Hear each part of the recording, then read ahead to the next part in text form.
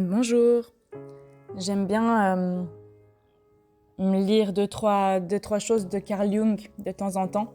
J'ai envie de vous parler brièvement des 4 archétypes fondamentaux et de la danse de l'ombre qu'il a écrit plutôt à la fin de sa vie.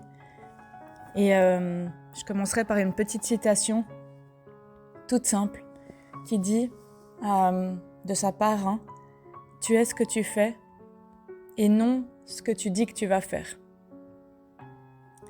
Et il a dit aussi je ne veux être pour vous ni un sauveur, ni un législateur, ni un éducateur. Allons, vous n'êtes plus des enfants. Légiférer, vouloir améliorer, faciliter est devenu une erreur et un mal. Que chacun cherche son propre chemin. Le chemin conduit à un amour réciproque dans la communauté.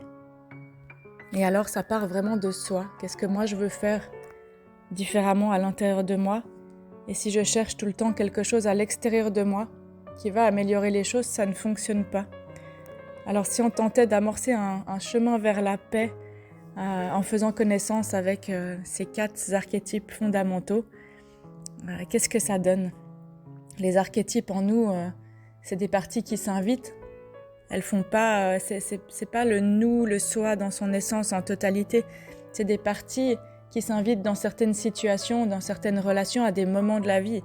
L'amoureux, l'amoureuse, le guerrier, la guerrière, le souverain, la souveraine, la magicienne.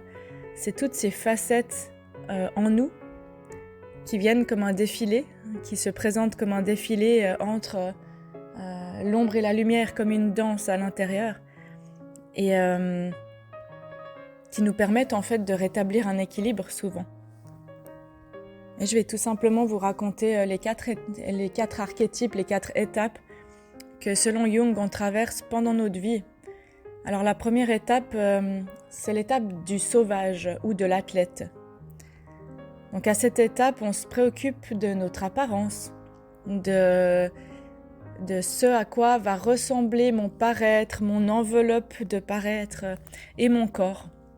Donc pendant cette étape, je vais pouvoir rester des heures en fait à admirer mon reflet dans le miroir, mes fesses dans mon pantalon, comment je suis maquillée, est-ce que j'ai épilé mes sourcils, comment les autres sont et comment je dois m'habiller, comment je dois paraître aux yeux du monde et de la société et des autres.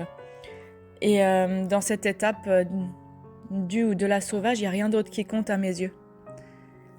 Et puis finalement, il y a une deuxième étape qui arrive, qui est l'étape du guerrier, de l'aventurier, de l'aventurière.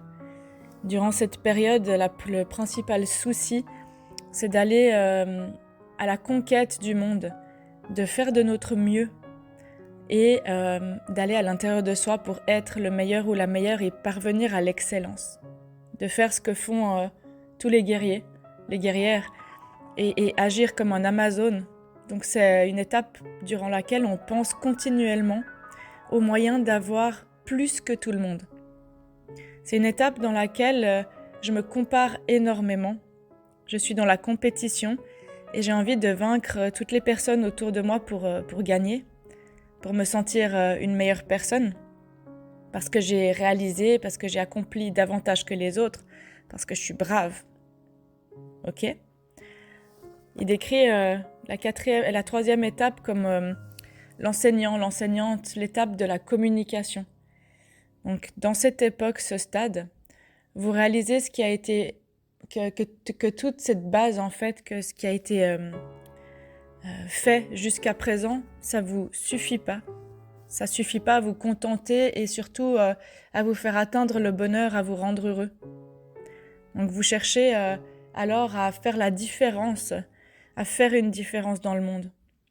Comment je peux me rendre utile au monde? Comment je peux servir le monde? Comment je peux servir ceux qui m'entourent, ceux et celles? Et ma préoccupation, c'est de commencer à donner, à offrir quelque chose de moi. Et je réalise alors que dorénavant, ma poursuite du matériel, de l'argent, du pouvoir, des possessions, de la comparaison, ça continue à être là dans ma vie, mais j'attribue plus à ça la même valeur qu'avant. Je me détache du matériel parce que j'entre dans une étape différente où je commence à concevoir qu'il existe autre chose. Je peux recevoir, je peux accepter de recevoir ces autres choses et de commencer à cultiver la gratitude et la reconnaissance. Et puis, je suis prêt aussi, ou prête, à me détacher de relations et de matériel n'importe quand, parce que je me décentre, en fait, je me décentre de mon nombril. J'arrête d'être auto-centrée à l'intérieur de moi, et puis je me concentre sur mes valeurs de vie, sur une vie au service, et puis du don et du recevoir. Donc, j'ai compris à ce moment-là de ma vie que donner, c'est aussi recevoir, et que c'est le moment d'arrêter l'égoïsme et de penser à comment améliorer le monde et de donner de l'énergie dans ce monde qui l'améliore. Et là, ce qui devient important, c'est de quitter ce monde en ayant l'impression d'être une meilleure personne que quand j'y suis entrée. La dernière étape, c'est l'étape du sage, l'étape spirituelle. Donc selon Jung, ça c'est vraiment la dernière étape de la vie où on réalise qu'en fait les étapes précédentes, elles nous permettent pas réellement d'être accomplis et de représenter ce que nous sommes et qui nous sommes. Donc en fait, durant cette dernière étape, cette phase de vie, il dit qu'on comprend qu'on n'est plus notre corps, nos possessions, nos amis, notre pays, qu'on n'est pas ce qu'on fait. Et qu'on réalise en fait que Dieu est en nous, qu'on est des êtres vivants, des êtres spirituels qui ont une expérience humaine, des êtres spirituels ayant une expérience humaine et non pas des humains ayant une expérience spirituelle.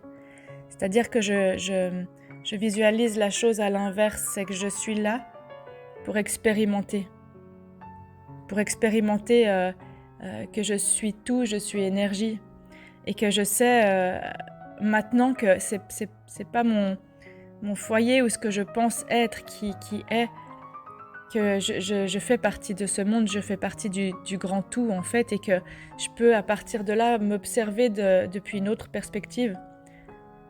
Et que pour lui, on peut à partir de là renoncer à notre esprit, notre corps et saisir qu'on fait partie de ce courant et qu'on peut voir les choses telles qu'elles sont, telles qu'elles se présentent et qu'on devient observateur de notre vie. Et puis qu'on réalise qu'on n'est pas celui qu'on remarque, mais l'observateur de ce qu'on remarque. Ça revient aussi à cultiver l'instant présent.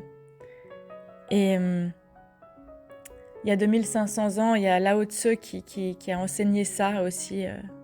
Comment comprendre cette dernière étape de vie, cette dernière étape spirituelle. Avec une phrase, lui, il dit « Pouvez-vous faire machine arrière en pensée et ainsi saisir toute chose, donner la vie et la nourrir, avoir sans posséder, agir sans attente, diriger sans essayer de contrôler, voici la vertu suprême. » Moi, ce que je vous invite à faire, c'est de vous poser la question « Comment j'ai vécu ces étapes ? Si je les vis, comment je les vis ?» Et finalement, faire un choix aussi.